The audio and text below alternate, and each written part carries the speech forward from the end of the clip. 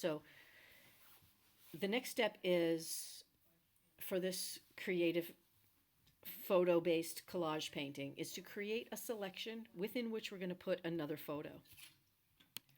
And I'm going to make my next selection actually be a freeform shape using the polygon tool, and this will be kind of like a foreground little landscape sort of thing. You can see that's it. That's what I'm doing, and that was just completely freehand.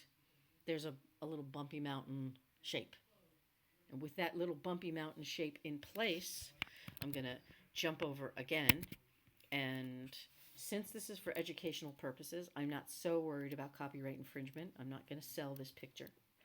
I would like to have a forest of green trees, and I'll get a nice large image with a forest of gorgeous green trees.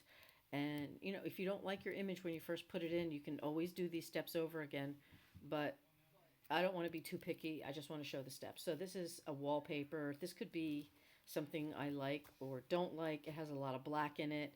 This one I think is probably better because it has a mixed kind of color range, although it's not sharp. And on this screen, I don't know how this is going to look in my movie because the screen is pretty low resolution. So I should check that in a minute.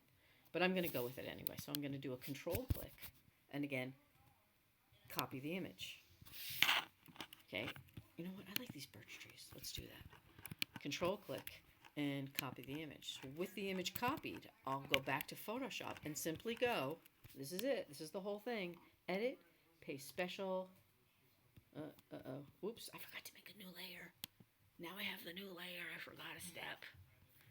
And I'll do it. Edit, paste special, paste into, and clonk. There it is.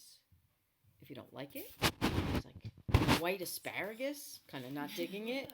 Command Z, toggle back over. Here's the trees again. Control click, copy image, toggle back over. Again, it has to be on its own layer, and it's edit, paste special, paste into. Better. I don't love it, but it's better. And then again, I'll do it one more time, and then you guys can do your one. This boggy thing is kind of neat.